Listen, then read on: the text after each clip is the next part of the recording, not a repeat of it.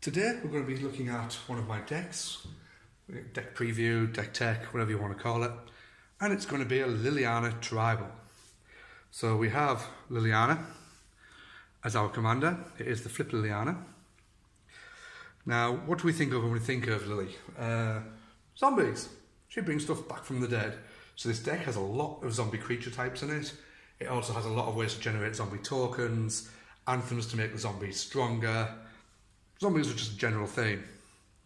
Next up will be all of the Liliana Planeswalkers. We've got cards that are directly related to her. We've got cards in here just because they've got her artwork on them. It just helps that they help the deck as well. And the other thing that we want to do is play with mana. I wanted to have a sub-theme of the deck going on where we create lots and lots of mana. So without further ado, we'll get straight into it. As I said, Liliana, Heretical Healer, is our commander. She's 1 and 2 black for a 2/3 creature with a lifelink. And whenever another non-token creature you control dies, exile her and return to the battlefield transformed under your control. And if you do that, create a 2/2 black zombie creature token. So she flips and becomes Liliana Defiant Necromancer, a 3 loyalty planeswalker with +2. Each player discards a card. -X, return target non-legendary creature card with converted mana cost X from your graveyard to the battlefield. And -8, you get an emblem with whenever a creature dies, return it to the battlefield under your control at the beginning of the next end step. Now, a lot of the cards we've got in here which play with the grave do put creatures from the grave straight to the battlefield. So rather than put them in your hand, works quite nicely. Next up is Liliana Vess, 3 and 2 black for a 5 loyalty planeswalker. +1, each player discards a card. -2, search your library for a card and shuffle your library to put that card on top of it. And -8, put all creature cards from all graveyards onto the battlefield under your control. Liliana Last Hope, 1 and 2 black for 3 loyalty. +1, up to 1 target creature gets -2/-1 to your next turn. -2, put the top 2 cards of your library into your graveyard, and you can then return a creature card from your graveyard to your hand. It's to your hand, but it's still alright. Then -7, you get an emblem with it at the beginning of your end step, but X, 2/2 black zombie creature tokens onto the battlefield, where X is 2, plus the number of zombies you control. So you're getting to double your zombies +2 every turn if you get her to ult. The next one, Liliana Deathwielder, 5 and 2 black for a 5 costing planeswalker. +2 to put a -1/-1 counter on 1 target creature. -3 to destroy a target creature with a -1/-1 counter on it. And then ult for -10, return all creature cards from your graveyard to the battlefield. Liliana of the Dark Realms, 2 and 2 black for a 3 loyalty planeswalker. Search your library for a swamp, reveal it and put it into your hand, then shuffle your library. -3, target creature gets +X/+X or -X/-X to the end of turn, where X is the number of swamps you control. Then her ult is -6, and you get an emblem with swamps you control have tap to add 4 black mana to your mana pool. So already we've just quadrupled our mana base. That's without any of the other shenanigans in this deck, which we'll come to in a minute. Liliana Death's Majesty is 3 and 2 black for a 5 loyalty costing planeswalker.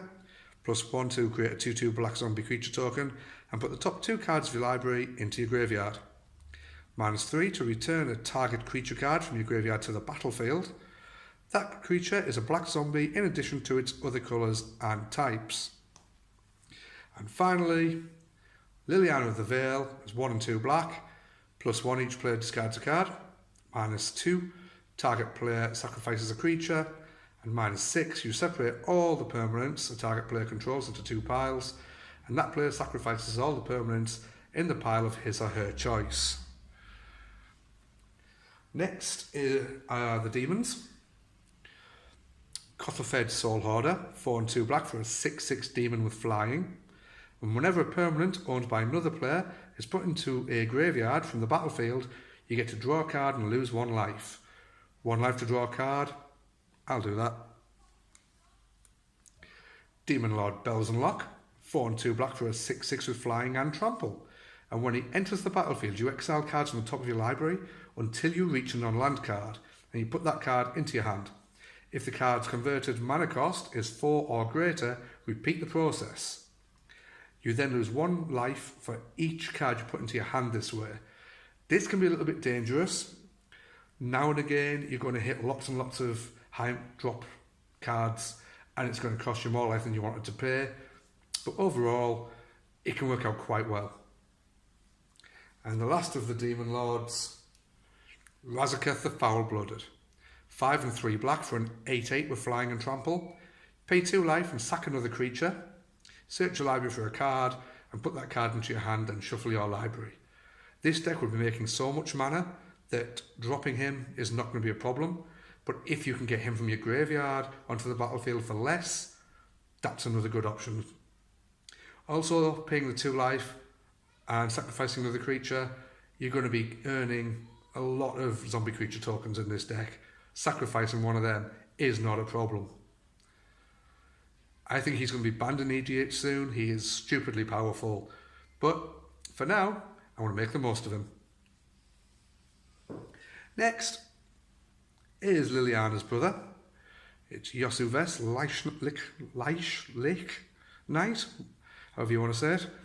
2 and 2 black for a 4/5 with Menace. Now if you pay his kicker of 5 and 1 black, when he enters the battlefield, you can create 8 2/2 black zombie knight creature tokens with Menace. Next up is Liliana's Reaver for 2 and 2 black for a 4/3 with Death Touch. And whenever he deals combat damage to a player, that player discards a card, and you put a 2/2 zombie creature token onto the battlefield tapped. He's a really good defender with the Death Touch, so he can protect your Planeswalkers, or he can just poop out little zombie creature tokens. And finally, following the theme of the main things that we've got to do with Lily, is the Chain Veil, of course. 4-drop artifact that at the beginning of your end step, if you didn't activate the loyalty ability of a Planeswalker this turn, you lose 2 life. Now, that can be a little bit dangerous, but it's worth it for the ability that this Chain Veil has. You pay 4 and tap it, and you can activate your loyalty abilities on Planeswalkers an extra time each turn. Each one of your turns. That's brilliant. Now we're going to look at the mana. Now, as we said, we want to split out a lot of mana in this deck. So we'll start off with the things that don't really do that. We've got a Sol Ring, always good value in any deck you put it in. Thespian Stage, you get to tap it for colorless mana, or you get to pay 2 and tap it to copy somebody else's land. So if they've got a Nithis Shrine to Nyx or something like that, you can copy it, you get tons of value out of this card. I like to run it in pretty much every deck that I build. We've got a Strip Mine for destroying another player's problematic land that you don't want them to have. We've got a Reliquary Tower, just to give yourself no maximum hand size. And finally, a Bojuka Bog to exile somebody's graveyard, just in case someone else is running reanimation and you want to put the kibosh on that a little bit. Next is one of the most important parts of the deck, and that's our basic lands. These are snow-covered swamps. They do count as a basic land in addition to being a snow-covered swamp, and there's 20 of them, are in there because we run the Extra Planar Lens. It's a 3-drop artifact, and when you play it, you exile one of your snow-covered swamps underneath it, and then whenever a land with the same name as the imprinted card is tapped for mana, its controller adds 1 mana to his or her mana pool of any type that land produced. Now, if you just run normal swamps, everybody at the table who ran an ordinary swamp would get double mana for it. By running snow-covered swamps, not a lot of people run them. Chances are you're going to be the only one at the table benefiting from this and getting double mana on your swamps. Next up is Cabal Coffers. it comes out and taps for, so you pay 2 and tap it to add 1 black mana for each basic swamp you control. You're doubling your mana with the Extraplanar Lens. This is adding another basically double amount of mana to your mana pool. You're going to have all the mana in the world. Don't believe me? How about putting a doubling cube in there as well? For 2 mana, this little artifact sits there, and you can pay 3 and tap it to double the amount of mana of each type of mana in your mana pool. So if you've got 10 floating mana, you pay 3, you've now gone down to 7, but this doubles that 7 to 14.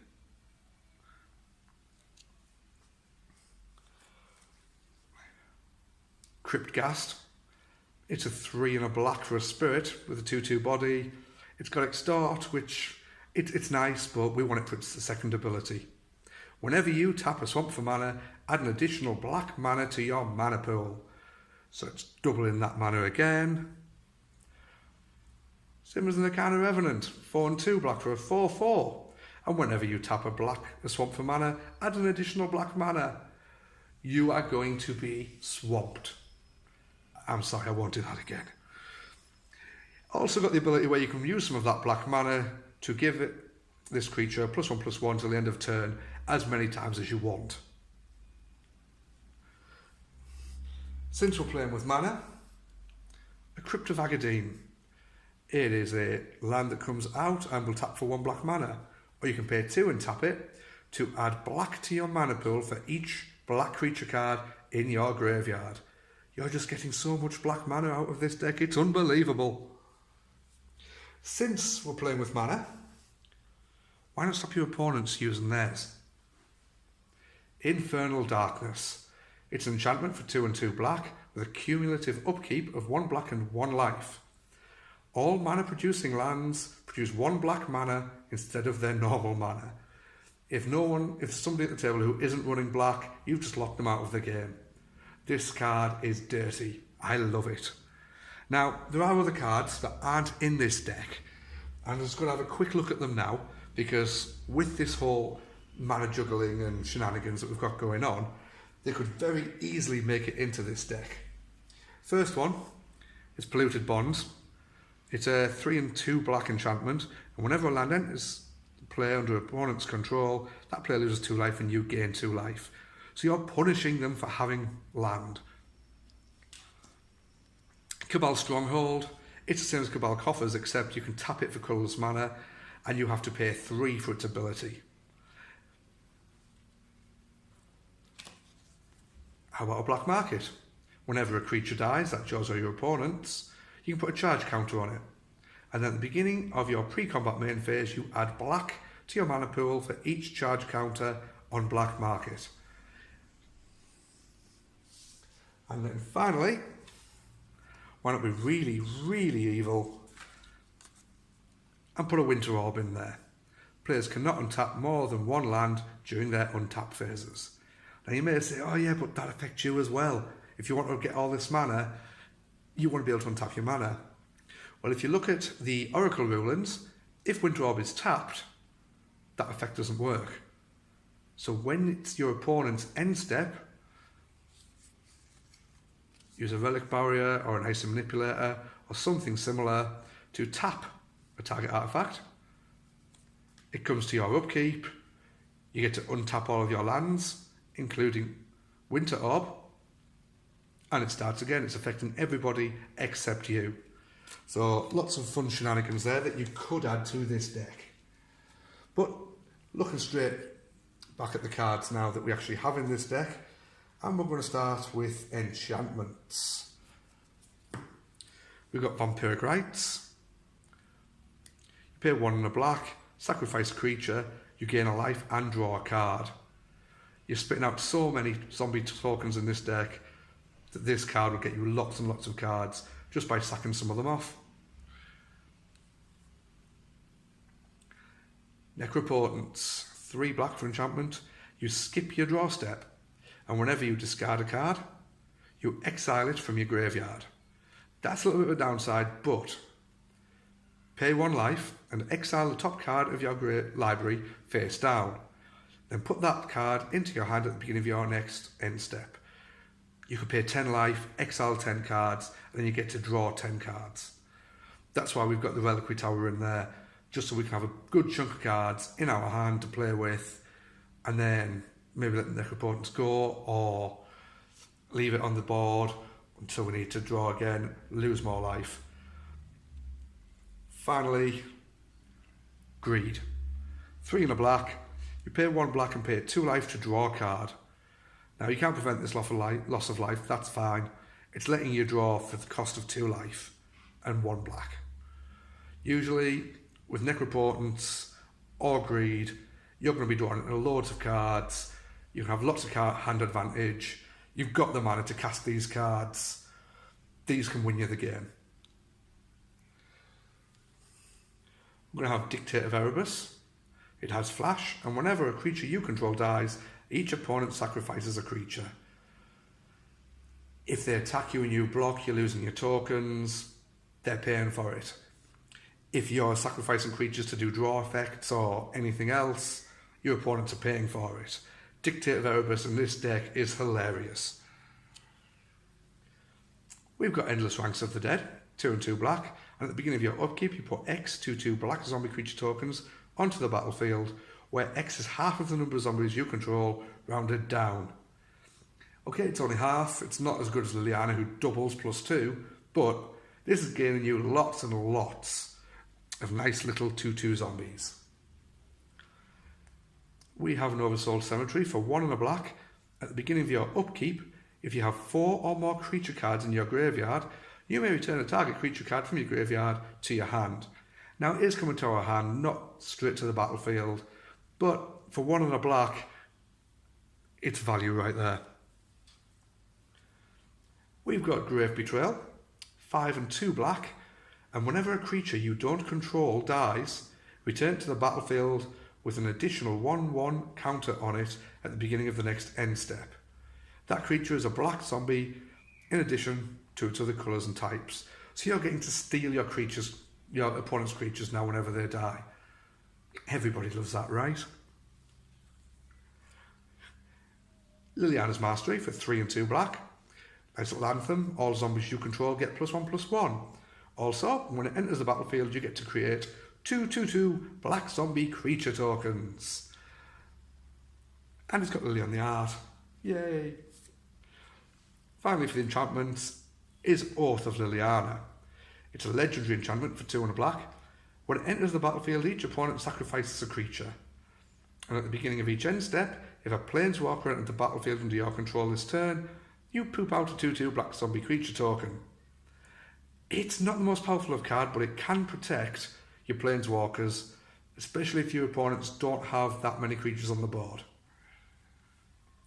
The only reason it's really staying in the deck at the moment is because Lily's on the art, but there could be things you want to swap in for that card. Now we're going to move on to the sorcery. And I feel really dirty for playing this one. I need to find one with Liliana on it, but it's Diabolic Tutor. 2 and 2 black. You search your library for a card and put it into your hand and shuffle your library. You get to search out your win cons basically for 2 and 2 black. Brilliant card. I need the one with Liliana on it. Settle the score. 2 and 2 black. Exile a target creature and put 2 loyalty counters on a Planeswalker you control. Dark Salvation. Double X and a black, and a target player, yourself, puts X 2/2 black zombie creature tokens onto the battlefield, and then up to 1 target creature gets -1/-1 till the end of turn for each zombie that player controls. So you get to kill somebody's creature whilst pooping out tokens. Also, it's really good that it's giving it -1/-1, because that gets around indestructible as well. We have Cemetery Recruitment. Return a target creature card from your graveyard to your hand.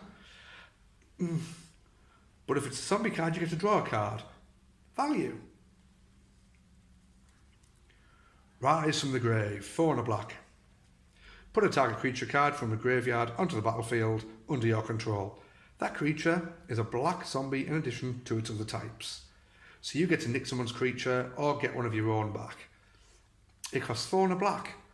If Razaketh is sitting in your graveyard, you're basically cheating him back up the graveyard for less than his original mana cost. That's really good value. I do that quite often. Got Liliana's Influence for 4 and 2 black to put a -1/-1 counter on each creature you don't control. You can then search your library for a card named Liliana Deathwielder and reveal it, put it into your hand, and then shuffle your library. So if Lily has been killed, you get to bring her back. If she's in your library, you get to tutor her up, and you get to weaken all your opponent's creatures.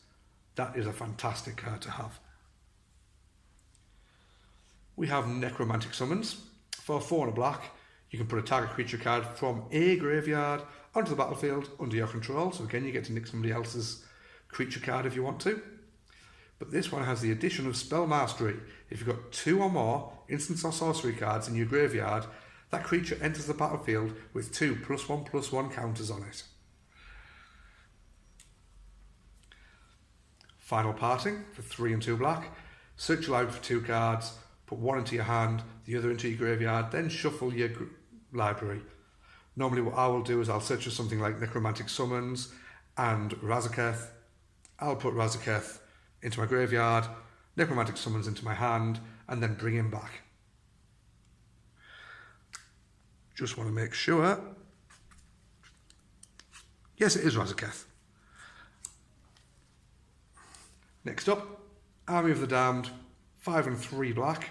Create 13 2/2 black zombie creature tokens, and then you can flash back the card from your graveyard for 7 and 3 black, and then exile it. You're creating so much black mana in this deck that the casting cost is not a problem, and you're easily getting 26 2/2 black zombie creature tokens. That's usually enough to end the game. We have Yawgmoth's File Offering, 4 and a black. It's a legendary sorcery, so you can only cast it if you control a legendary creature or a planeswalker. But you get to put 1 target creature or planeswalker from a graveyard onto the battlefield under your control. You then destroy up to 1 target creature or planeswalker and exile this card. Wow. There's not a lot of things that will get your planeswalkers back, but allowing you to steal someone else's as well, in addition to killing something of someone else's. That card is brilliant. Mastermind's Acquisition. It's a diabolic tutor, but it also lets you search for a card you own from outside the game. Even if you just use it for diabolic tutor, depending on your playgroup, if they'll allow you to search from outside the game, it's worth having. Dread Return. 2 and 2 black. It's a sorcery that lets you return a target creature card from your graveyard to play. So we've got plenty of them already. But this one also has flashback cost. By sacrificing 3 creatures, you can then play this card from your graveyard.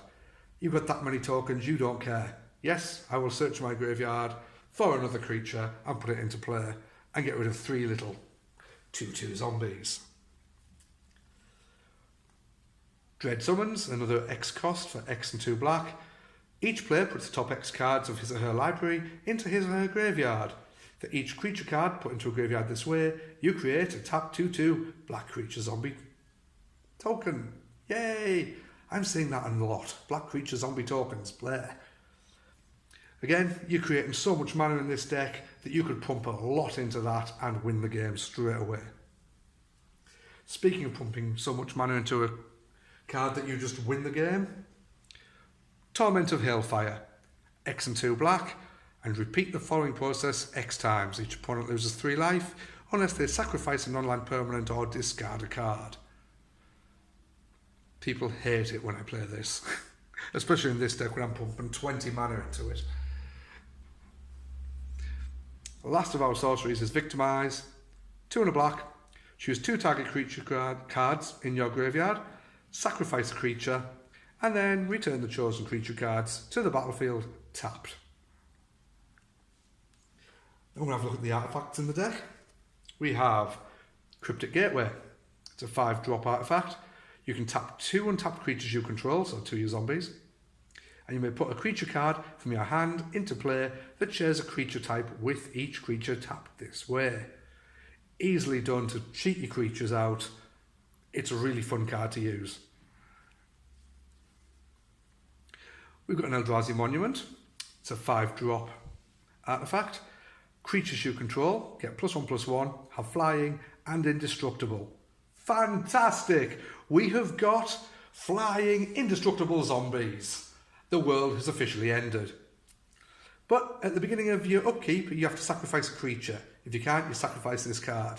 We don't care. We're spitting out so many zombies, we can sack them all day long. The next one, Door of Destinies. 4-drop artifact. And when it enters the battlefield, you choose a creature type. You choose zombies. Whenever you cast a spell of the chosen type, you put a charge counter on Door of Destinies. Creatures you control of the chosen type get +1/+1 for each charge counter on Door of Destinies. So a really good anthem there, making all of your zombies powerful as heck. Even your little 2/2s are now becoming 5/5, 6/6s. They're brilliant. Another anthem, Vanquisher's Banner, is a 5-drop. It comes in, you choose zombies, they all get +1/+1, and whenever you cast a creature of the chosen type, you get to draw a card. Mainly it's in there for the draw and the anthem. We put Bontu's Monument in there. Black creature spells cost 1 less to cast. Whenever you cast a creature spell, each opponent loses 1 life and you gain 1 life. For a 3-drop, it's worth it, but that could be something you want to take out. You're creating enough mana that you don't need the reduction in cost. And a little bit of life gain, it's alright, but there probably are the better cards you could put in here. Helm of the Host, 4-drop, and you equip for 5. At the beginning of combat on your turn, you create a token that's a copy of the equipped creature, except the token isn't legendary if the equipped creature is legendary, and that token gains haste. We've got a lot of really nasty creatures in this deck. Copying them, getting more than one of them, it's devastating to the opponent, so that card is really, really good. And the last one, Whip of Erebus. 2 and 2 black, creatures you control have lifelink. You can be swinging for huge amounts of damage. To gain that back as life, this card, again, can be another thing that wins you the game sometimes. Its second ability of paying 2 black and tapping it to return a target creature card from your graveyard to the battlefield, it gaining haste but then exiling it. It's secondary, it's hardly ever used in this deck. It's here for the lifelink.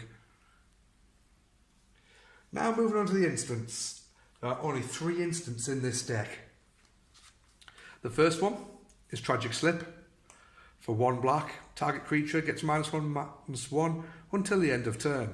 Or the target creature gets -13/-13 till the end of turn if a creature died this turn.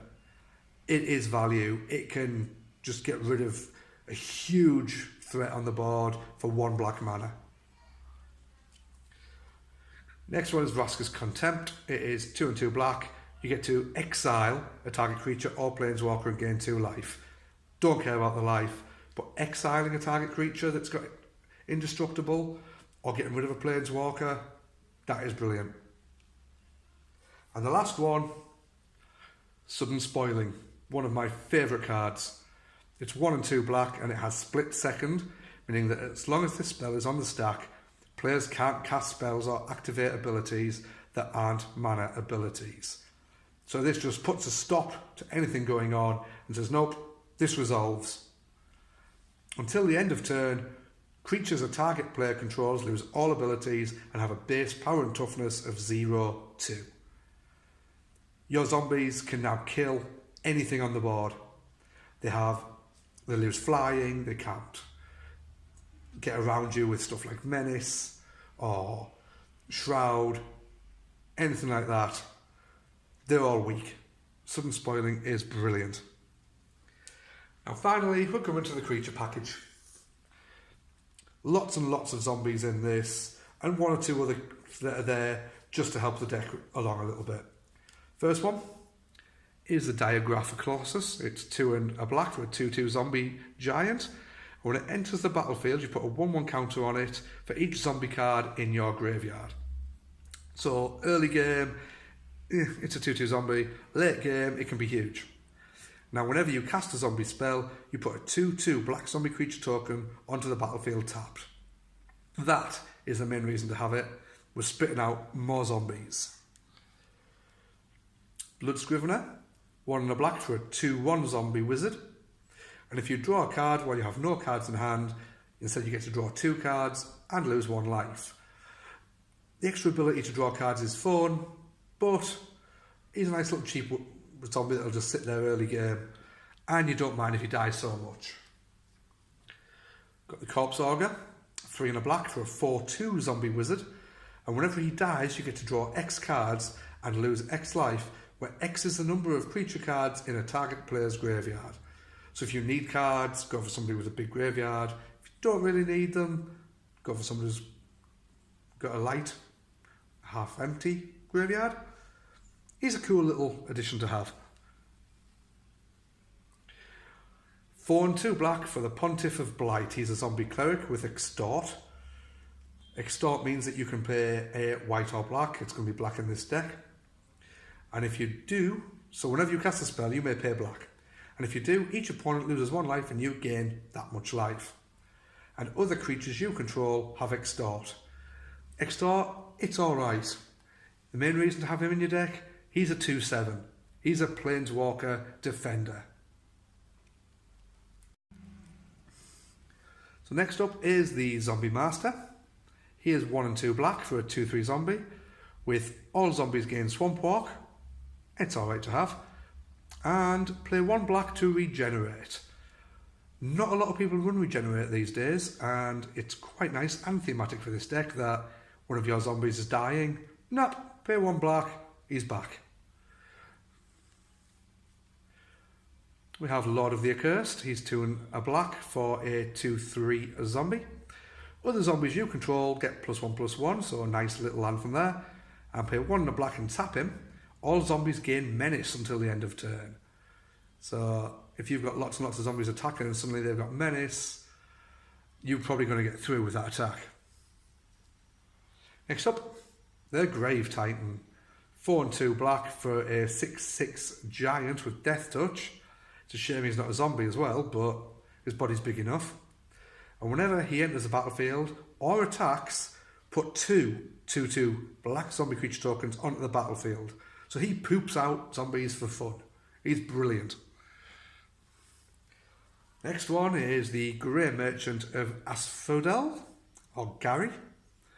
3 and 2 black for a 2/4 zombie.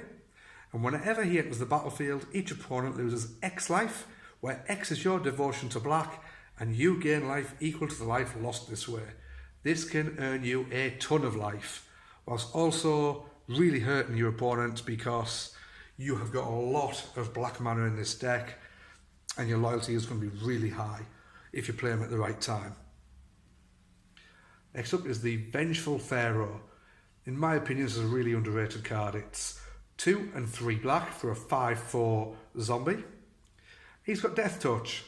That in itself is alright, but whenever combat damage is dealt to you or a Planeswalker you control, if the Vengeful Pharaoh is in your graveyard, destroy a target attacking creature and put him on top of your library. That really makes people think twice before attacking you if he's sat in your graveyard. He is tons of value. Next up is a Champion of Stray Souls. He's 4 and 2 black.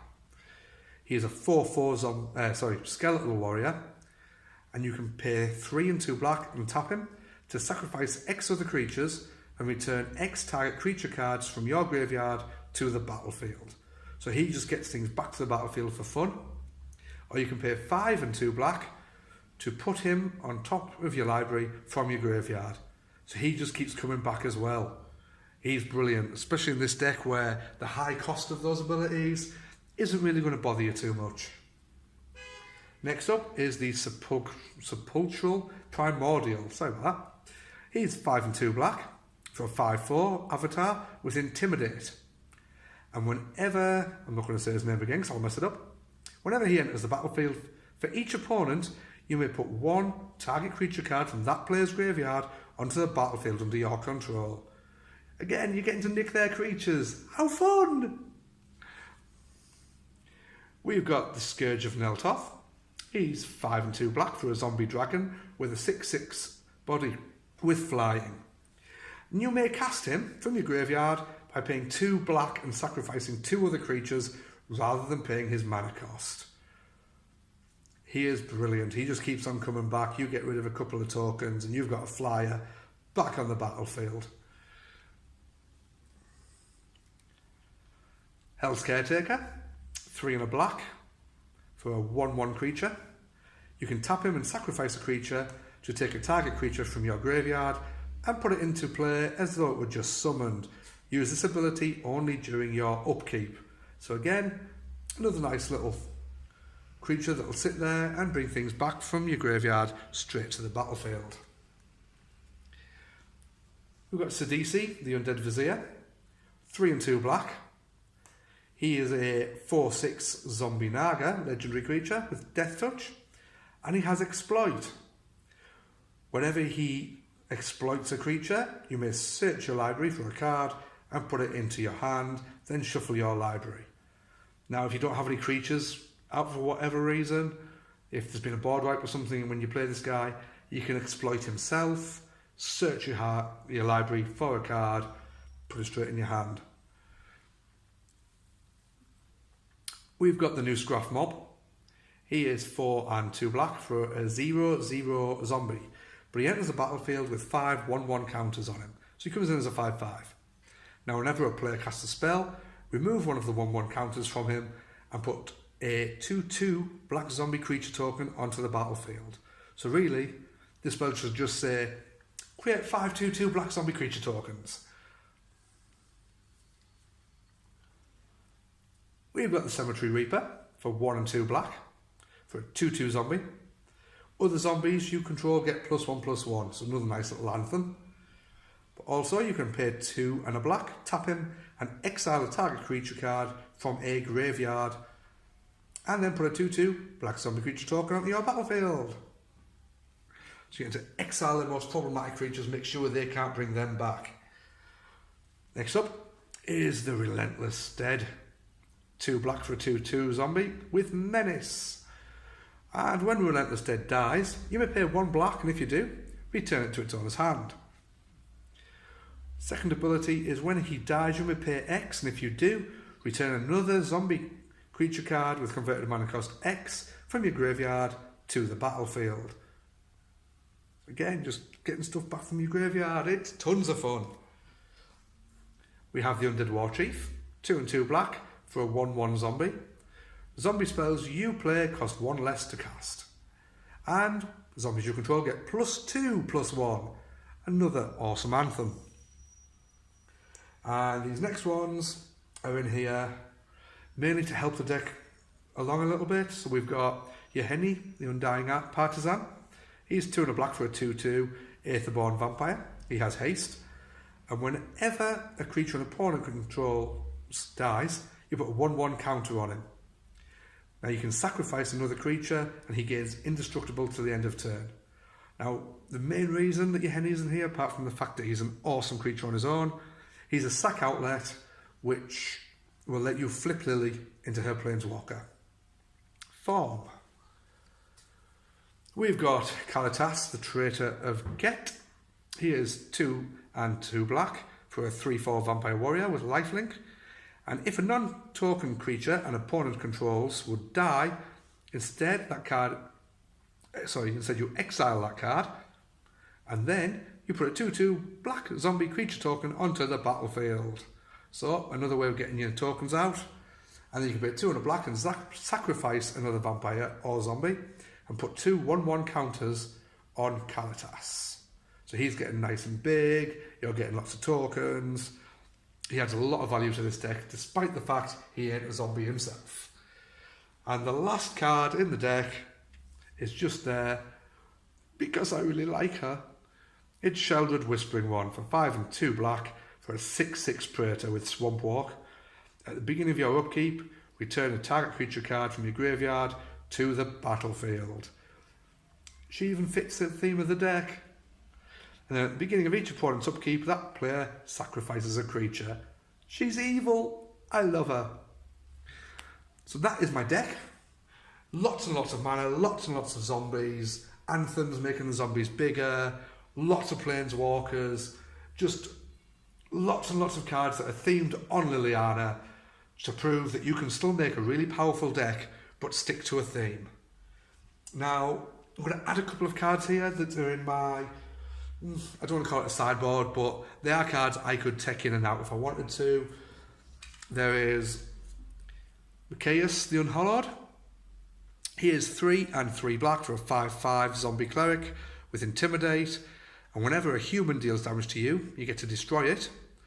And then other non-human creatures you control get +1/+1 and have Undying. So all of your zombies die. If they had no 1/1 counters on them, you return to the battlefield with a 1/1 counter on them. So he would fit the deck really, really well. And if you're going to put Macewind in the deck, you might as well put Triskelion in there. That's an infinite combo right there. He comes into play with 3 1/1 counters on him. You remove the 1/1 counters off him to deal 1 damage to a target player. Use the last 1/1 counter to kill himself. He goes to the graveyard, he bounces back, he's got Undying. Repeat the process, infinite loop, you kill everyone at the table, you win the game. It's not a nice way to win the game, but if you're in a competitive scene, then why not? The other cards that I would consider putting in this: Quest for the Graveyard Lord. Whenever a creature dies, you may put a quest counter on Quest for the Gravelord. Then you can remove 3 quest counters off him and get a 5/5 black zombie giant creature token. For 1 black, it's good value to get a 5/5 eventually. Waste Not, 1 and a black for an enchantment that sits there. Whenever an opponent discards a creature card, you put a 2/2 zombie creature token on the battlefield. Whenever an opponent discards a land card, you add 2 black to your mana pool. And whenever an opponent discards a non-creature, non-land card, you get to draw a card. It's really good value, but it just didn't quite make the cut. Engineered Plague for 2 and a black. It sits there, and you choose a creature type. All creatures of the chosen type get -1/-1.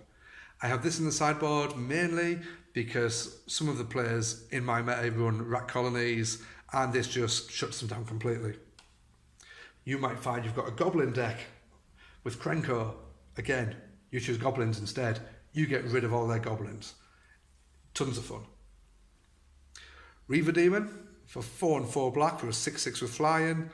And when he enters the battlefield, if you cast it from your hand, you get to destroy all non-artifact, non-black creatures, and they can't be regenerated.